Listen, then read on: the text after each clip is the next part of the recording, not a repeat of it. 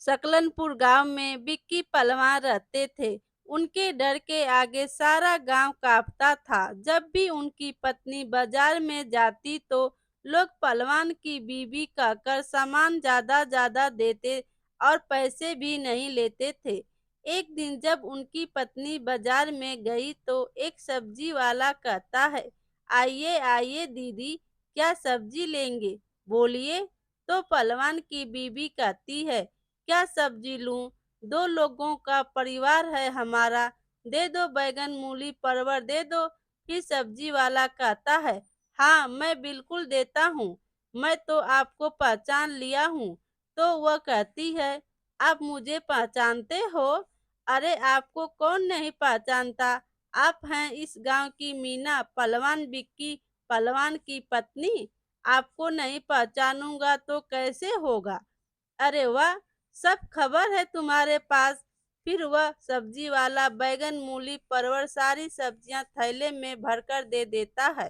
फिर पहलवान की पत्नी मछली की दुकान वाले के पास जाती है और कहती है, दिखाओ क्या मछली है तुम्हारे पास। फिर वह मछली वाला कहता है, यह क्या बोल रही हो, आप तो विक्की पहलवान की पत्नी हो। आपको यह टूना मछली देकर मैं अपना मुंह नहीं तोड़वाना चाहता। फिर पहलवान की पत्नी कहती है, नहीं मुझे बड़ी मछली नहीं चाहिए, मैं छोटी मछली लूंगी। फिर दुकानदार एक छोटी मछली दे देता है। फिर पहलवान की पत्नी मिठाई वाले के पास जाती है और कहती है, भैया सुनो, मुझे 5 रसगुल्ले दे देना, जल्दी दे दो जल्दी। अरे आप 5 क्यों बोल रही हैं? पहलवान की पत्नी के लिए तो 50 भी कम होता है। मैं भी आपको बहुत सारी मिठाई दे देता हूँ। फिर पहलवान की पत्नी कहती है, इतना सारा सामान ले जाऊंगी तो बनाने के लिए बड़ी सी हांडी भी खरीदनी होगी। तभी पास में मटके के दुकान वाला कहता है, यह चिंता मुझ पर छोड़ दीजिए। एक बड़ी सी हांडी दिखाते हुए कहता है, इस प्रकार की हांडी तो मैंने पहले भी तुम्हें दी थी, यह लीजिए। फिर पहलवान की पत्नी कहती है, अरे बाप रे, इस हांडी में तो मेरे पूरे खानदान का खाना पक जाएगा। फिर मटके की दुकान वाला कहता है, इस हांडी में तो 3 दिन का खाना पक जाएगा। और हंसते हुए कहता है, भरोसा तो करना ही पड़ेगा आपको। अब पहलवान की पत्नी के पास में बहुत सारा सामान हो जाता है तो कहती है, अरे बाप रे, अब यह हांडी भी उठाकर लेकर जाना पड़ेगा। उधर घर पर विक्की पहलवान कसरत कर रहा होता है और पहलवान की पत्नी बाजार से सारा सामान उठाकर लेकर आती है तो विक्की पहलवान कहता है, अरे वाह, भाग्यवान तुम आ गई। अरे वाह, आज तो लगता है तुम पूरा का पूरा बाजार ही ले आई। हा हा हा, तुम तो बोलोगे ही, घर पर बैठकर मच्छर मारते रहते हो, सारा काम मुझे ही करना पड़ता है। फिर विक्की पहलवान कहता है, मैं तुम्हें देखकर ही समझ गया था कि आज चूल्हे में कुछ न कुछ अच्छा पकने वाला है। अरे नहीं भाग्यवान, मैं तो सिर्फ तुम्हारी खिंचाई कर रहा था। तुम खिंचाई मत करो, मुझे यह बिल्कुल पसंद नहीं है। अरे नहीं भाग्यवान, मैं तो बस यहाँ कसरत कर रहा था और सोचते ही जा रहा था तो पहलवान की बीबी पूछती है, क्या सोच रहे हो बताओ? बस यही सोच रहा था कि जब तुम बाजार जाओगी तो क्या लेकर आओगी, गुड़ छोले? तो पहलवान की पत्नी गुस्सा होकर कहती है, मजाक कर रहे हो मेरे साथ? बंद करो मजाक मस्ती। दिन भर कसरत करते रहते हो और दिमाग में भूसा भरा हुआ है तुम्हारे। तुम्हारे जैसे इंसान के साथ घर बसाना बहुत मुश्किल है। इससे तो बेहतर है कि मैं मर जाऊं। कुछ समझ आया? फिर विक्की पहलवान कहता है, यही तो मैं कह रहा हूँ भाग्यवान कि तुम अपने घर का काम संभालो और मैं यहाँ कसरत करके अपनी बॉडी बनाता हूँ। फिर पहलवान की पत्नी कहती है, हाँ हाँ, तुम तो बॉडी बनाओ और मैं यहाँ काम कर करके एक दिन कहीं मर ही ना जाऊं। दिन पर दिन मेरा वजन कम ही होता जा रहा है। एक बात बताओ, तुम्हारे अंदर थोड़ी भी दया माया नहीं है क्या?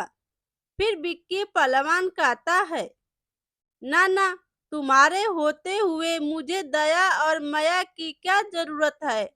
आज तुम पीले बैगन की तरह क्यों दिख रही हो? किसी ने तुम्हें कुछ बोला क्या? मुझे एक बार उसका नाम बताओ, फिर उसकी खैर नहीं। अखाड़े में उसे ऐसा पटकूंगा कि उसकी नानी याद आ जाएगी। फिर पहलवान की पत्नी कहती है, पहलवान की बीबी हूँ, इसलिए लोगों ने मुझे ज्यादा ज्यादा ठूस ठूस का सामान दे दिया। अब इन सामान का मैं क्या करूँगी बोलो?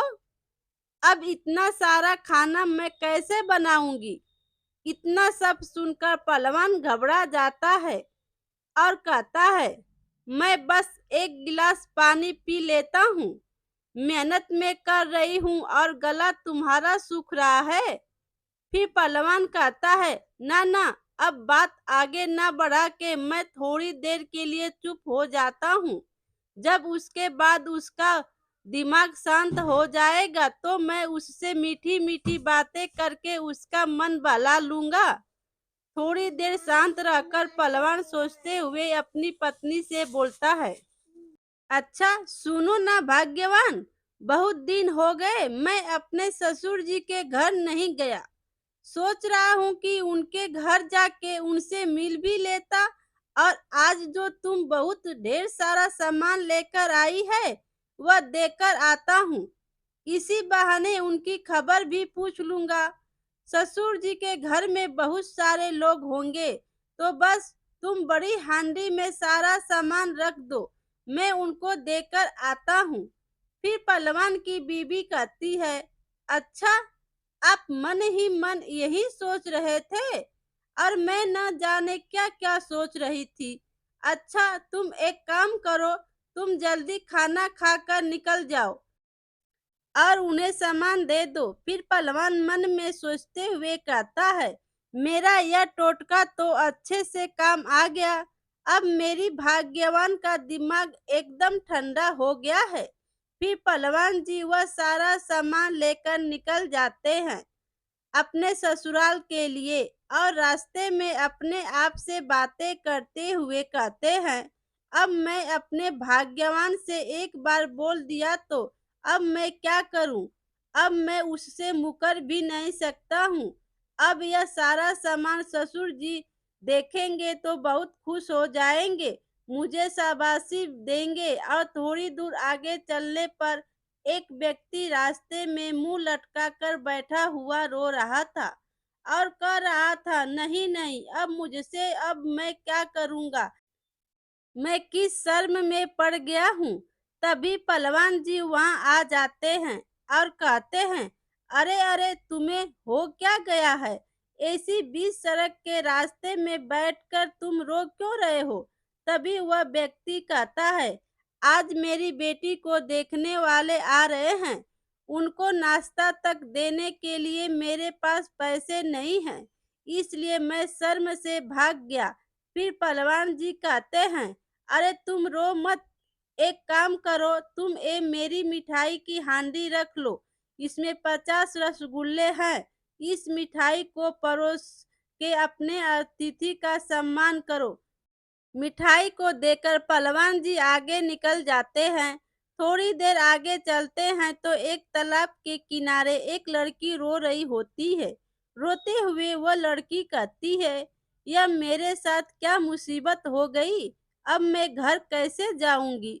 घर जाकर मैं क्या बोलूंगी? और रोने लगती है। तभी पहलवान जी वहां पहुंचते हैं और कहते हैं, अरे ओ बिटिया, तुम ऐसे रास्ते में बैठकर रो क्यों रही हो? फिर वह लड़की कहती है, मैं तालाब में मछली पकड़ने के लिए आई थी और बिल्ली मेरी मछली खाकर चली गई। मेरी माँ नहीं है, मैं मामा के घर पर रहती हूँ और अभी मैं मछली लेकर नहीं जाऊंगी तो मामी मुझे बहुत डांटेगी। फिर पहलवान जी कहते हैं, अरे अरे, तुम्हारे ऊपर तो सही में मुसीबतों का पहाड़ है। तुम एक काम करो, तुम यह मछली रख लो। तुम्हारी मामी यह मछली देखकर बहुत ही खुश होगी। फिर वह लड़की बोली, अरे वाह, आप कितने अच्छे हैं। अभी मैं यह मछली लेकर मामी के पास जाती हूँ। फिर वह लड़की वह मछली लेकर अपने घर चली जाती है। फिर पहलवान जी आगे बढ़ जाते हैं और कहते हैं, इस गर्मी में तो यह रास्ता खत्म ही नहीं हो रहा है। रास्ते में चलते चलते मेरे पेट में चूहे दौड़ने लगे हैं। मेरा तो अब गला भी सूखने लगा है। मुझे सामने एक पुराना घर दिखाई दे रहा है और जाता हूँ और देखता हूँ कि वहाँ कुछ मिलता है कि नहीं। वहाँ पहुँचकर पहलवान जी बोलते हैं, सुनिए, घर में कोई है? अंदर से एक औरत निकलती है और कहती है, आपने मुझे आवाज दी क्या? दरअसल घर से चलते चलते मैं अभी थक गया हूँ। भूख और प्यास की वजह से मेरी हालत बहुत ही खराब है। आपको बुरा ना लगे तो मुझे खाने और पीने को कुछ मिल सकता है?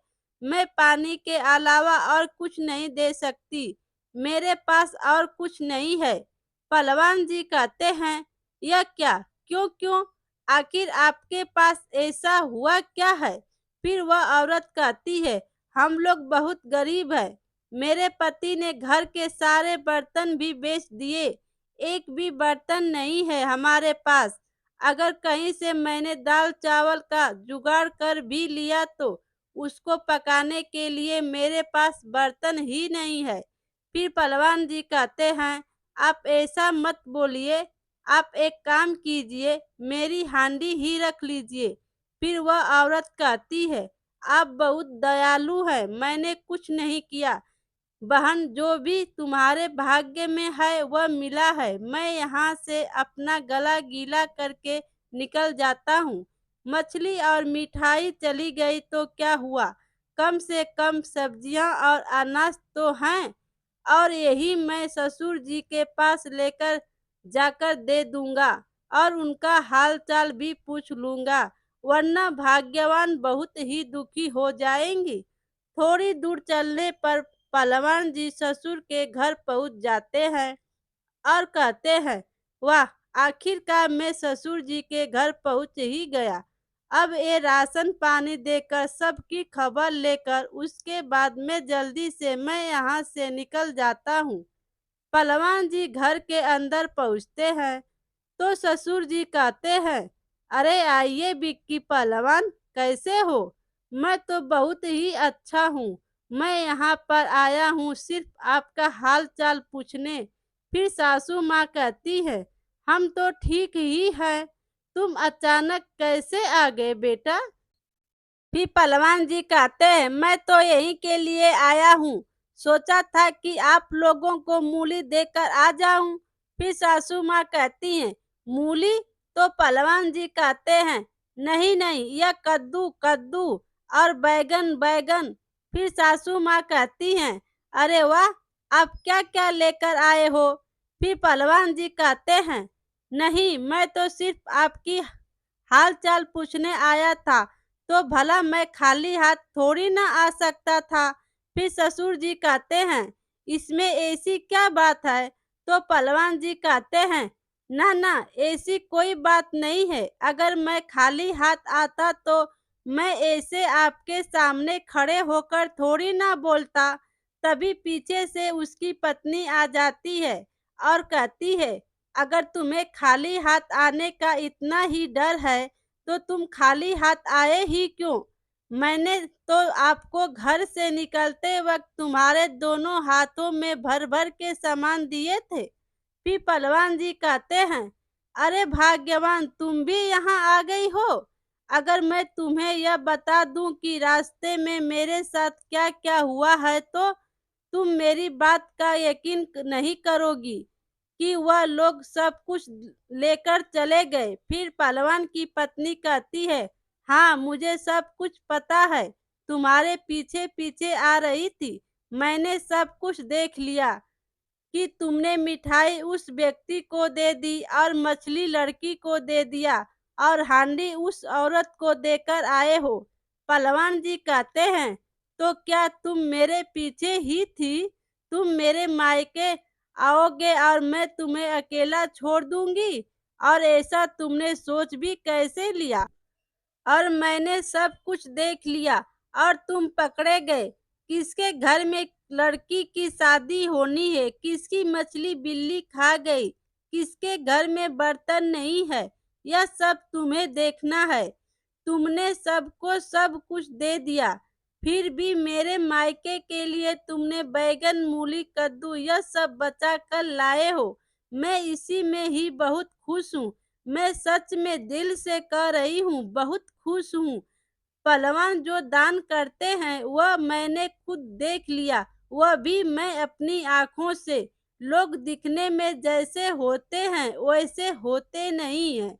उनके दिल में भी दया और प्रेम होती है। मेरे प्यारे दोस्तों, कहानी अच्छी लगी हो तो लाइक कीजिए और अपने दोस्तों में शेयर कीजिए और चैनल पर नए हो तो चैनल को सब्सक्राइब कीजिए। Thank you.